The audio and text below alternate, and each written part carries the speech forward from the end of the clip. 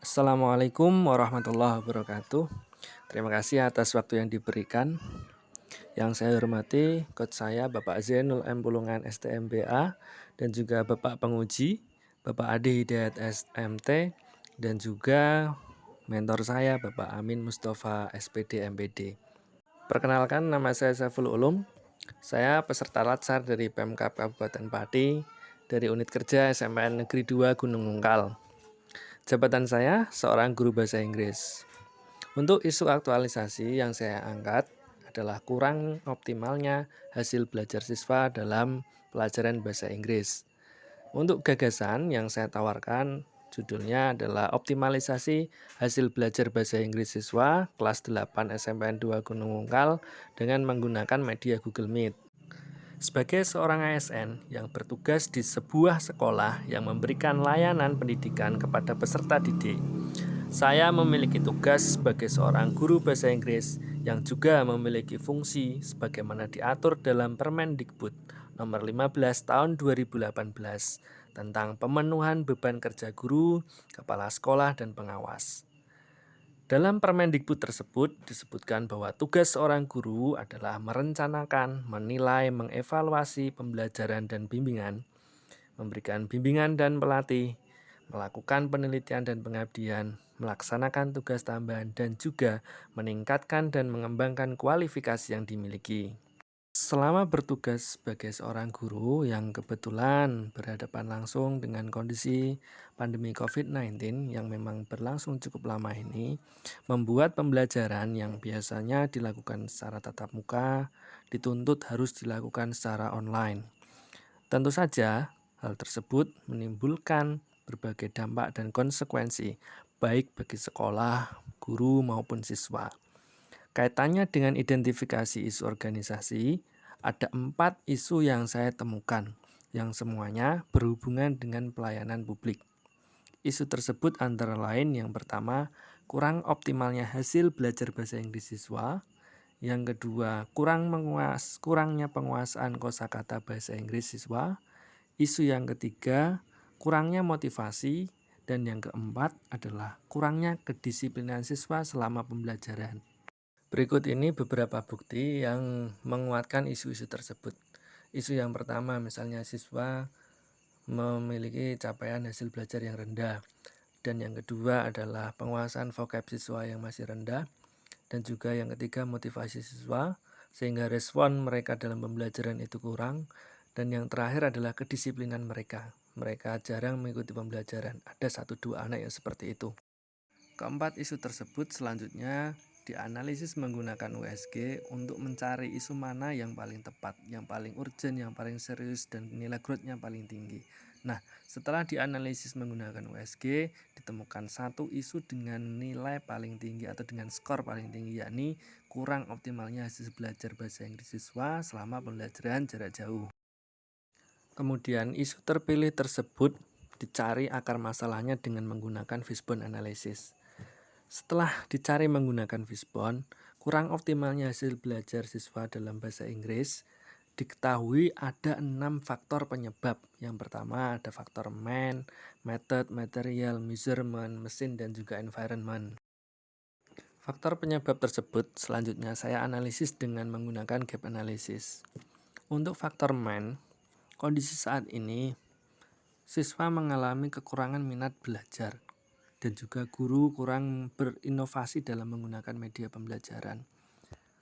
Harapannya siswa itu bisa lebih aktif dalam belajar, dalam memberikan respon belajar, dan juga guru dalam menggunakan media bisa lebih variatif. Jika hal ini tidak ditangani, hal ini bisa membuat semangat belajar siswa menurun, sehingga hasil belajar juga menjadi turun. Gagasan alternatif yang saya tawarkan yakni menggunakan media Google Meet dan video dalam proses pembelajaran. Untuk penyebab yang kedua yakni method atau metode. Dalam pembelajaran, guru juga kurang variatif dalam menggunakan metode. Karena menggunakan WA Web, lebih sering mengirimkan materi pembelajaran, kemudian diikuti dengan memberikan tugas atau dengan menggunakan metode penugasan. Nah, sebaiknya Sebelum memberikan penugasan, guru juga menggunakan metode yang lain agar siswa lebih mudah dalam memahami pembelajaran. Nah, dampaknya jika tidak segera ditangani, maka ini juga berdampak pada siswa yang menjadi kurang tertarik dalam pembelajaran. Siswa lebih cepat bosan. Nah, metode yang bisa digunakan yakni misalnya menggunakan role play. Untuk penyebab yang ketiga yakni dari material, ada dua hal, yakni yang pertama sumber belajar siswa dan juga media pembelajaran yang juga kurang variatif. Harapannya sumber belajar dan juga media itu bisa bervariatif agar semangat belajar siswa itu tidak turun. Gagasan kreatif yang ditawarkan sama dengan yang pertama tadi, yakni menggunakan media Google Meet dan juga video. Selanjutnya dari faktor measurement. Dalam memberikan evaluasi pembelajaran, kurang diiringi dengan menggunakan feedback dan juga reward bagi siswa. Harapannya reward ini juga diberikan agar semangat belajar siswa itu terjaga. Nah, untuk gagasan kreatifnya, optimalisasi hasil belajar dengan menggunakan pemberian reward. Nah, kemudian dari segi mesin, beberapa siswa itu mengalami kehabisan kuota internet karena tidak semuanya memiliki WiFi. Gagasan kreatifnya yakni optimalisasi penggunaan lab komputer sekolah bagi siswa yang terkendala jaringan internet. Selanjutnya dari faktor lingkungan, memang keseharian siswa itu susah untuk menemukan bahasa Inggris. Karena di desa itu jarang sekali ada orang yang menggunakan bahasa Inggris. Sehingga kesempatan mereka untuk belajar dan praktek itu sangat minim. Hal ini bisa menyebabkan siswa itu memiliki kesempatan yang sedikit untuk mempraktekkan bahasa Inggris. Gagasan kreatif yang saya tawarkan yakni mengadakan program English Club sebagai upaya untuk meningkatkan hasil belajar siswa. Untuk memilih gagasan yang paling tepat, saya menggunakan McNamara. Gagasan tersebut diukur berdasarkan efektivitasnya, efisiensinya, dan kemudahan untuk diterapkan dalam aktualisasi ini. Nah, ada satu isu yang paling memiliki skor paling tinggi, yakni optimalisasi hasil belajar bahasa Inggris siswa kelas 8 SMPN 2 Gunung Unggal dengan menggunakan media Google Meet dan video tadi. Ada 5 rencana kegiatan yang saya usulkan. Yang pertama adalah menyusun RPP atau rencana pelaksanaan pembelajaran. Yang kedua itu menyusun video pembelajaran. Yang selanjutnya ketiga membuat instrumen penilaian. Yang keempat melakukan pembelajaran tentunya dengan menggunakan Google Meet. Dan di dalamnya ada video, menampilkan video pembelajaran. Yang kelima adalah melakukan evaluasi dengan menggunakan kuisis. Dalam menyusun RPP ada 4 tahapan, yakni yang pertama adalah menentukan materi dan outputnya adalah materi yang sesuai silabus, menyusun RPP, buktinya adalah adanya RPP sesuai dengan silabus tadi, kemudian selanjutnya berkonsultasi dengan sesama guru, kemudian yang keempat adalah berkonsultasi dengan mentor, outputnya adalah RPP yang sudah disetujui. Tahapan yang kedua yakni membuat video pembelajaran. Pada tahapan yang pertama, saya berkonsultasi dengan mentor mengenai media yang akan saya buat. Kemudian, saya membuat video dengan menggunakan aplikasi recorder, aplikasi perekaman.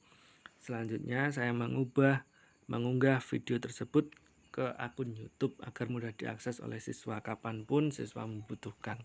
Output hasil dari kegiatan tersebut adalah media recorder yang sudah diinstal, adanya video pembelajaran dan juga unggahan video pembelajaran di akun YouTube beserta linknya.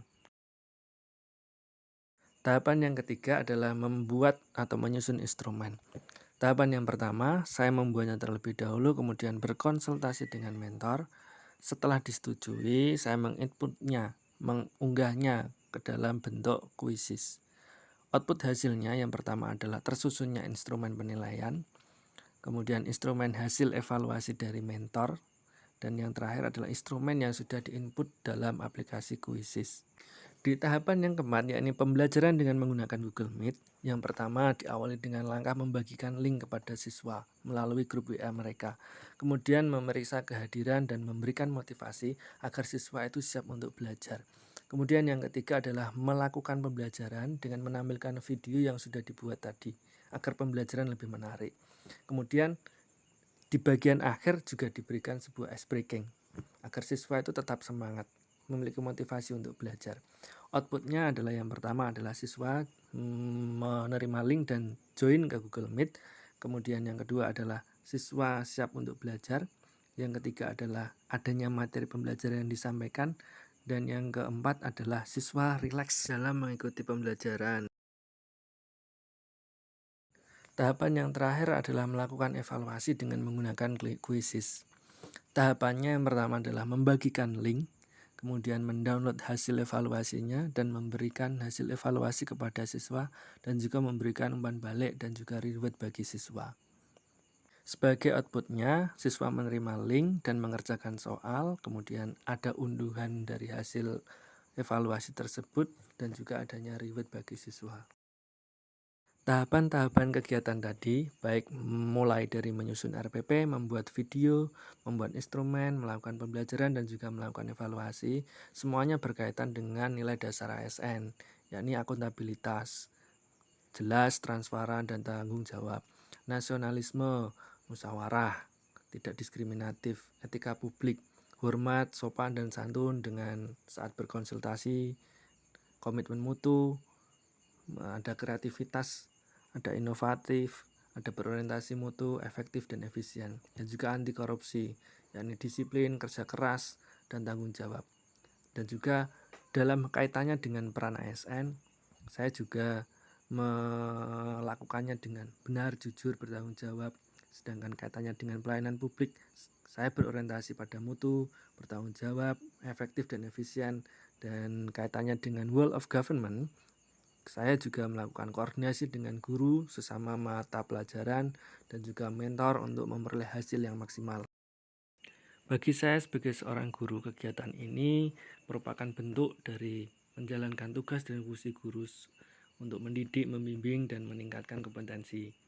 Kemudian bagi siswa, kegiatan ini dapat meningkatkan hasil belajar siswa sehingga tujuan pembelajaran dapat dicapai. Bagi unit kerja, hal ini bisa memperlancar proses pembelajaran sehingga terwujudlah visi sekolah yakni unggul dalam bidang akademik. Sedangkan bagi masyarakat, hal ini bisa memberikan layanan pendidikan yang berkualitas sehingga muncul kepercayaan dan kepuasan orang tua terhadap satuan pendidikan. Kegiatan-kegiatan tersebut saya jadwalkan mulai dari 20 Agustus sampai 1 Oktober secara berurutan. Dalam pelaksanaannya, terdapat beberapa kendala yang mungkin terjadi, seperti kesulitan dalam memilih materi, media, dan metode dalam RPP yang tepat. Nah, untuk mengantisipasi hal ini, saya akan meminta masukan dari guru, teman sejawat, guru bahasa Inggris, dan juga mentor saya. Kemudian saat menyajikan materi, kesulitannya adalah menyesuaikan dengan alokasi waktu yang tersedia. Nah, untuk mengantisipasi ini, video akan saya buat secara sederhana tetapi efektif. Kendala selanjutnya yakni saat menyusun butir soal. Ada kesulitan untuk menyesuaikan dengan KD yang akan diuji. Nah, untuk mengantisipasinya saya akan membuat kisi-kisi soal dan juga konsultasi dengan mentor. Kemudian, kendala yang selanjutnya, siswa belum familiar dengan Google Meet. Nah, ini bisa diatasi dengan memberikan dan mengirimkan tutorial penggunaan. Dan yang terakhir, siswa tidak sungguh-sungguh saat mengerjakan. Nah, ini sangat mungkin sekali. Sehingga untuk mengantisipasinya, saya membuat tata tertib agar siswa lebih tertib dan juga memberikan reward agar siswa itu lebih bersemangat dalam mengerjakan. Cukup sekian dari saya. Terima kasih. Wassalamualaikum warahmatullahi wabarakatuh.